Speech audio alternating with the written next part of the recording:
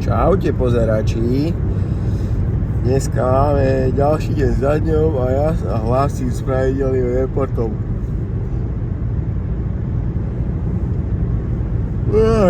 No, nepoviem pravdu, ale ešte by som spal. Dneska troška skôr som išiel.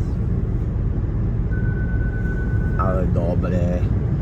Išiel som troška skôr, lebo som musel. Ale dneska má meniny, viete kto? Miloslav.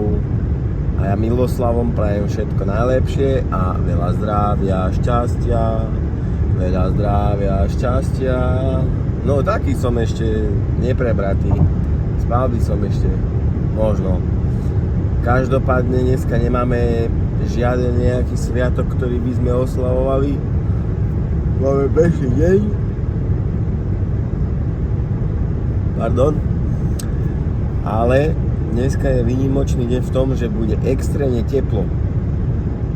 Dneska majú byť normálne, že také teploty, že dovi. Že fú. Takže nezabudnite hlavne veľa vody piť. A dezodorant, hej. Ja som si ho zabudol ešte, že v robote mám ďalší. Takže asi tak k dnešnému dňu a užite ho zdraví, dávajte si pozor a do pozretia pozerači.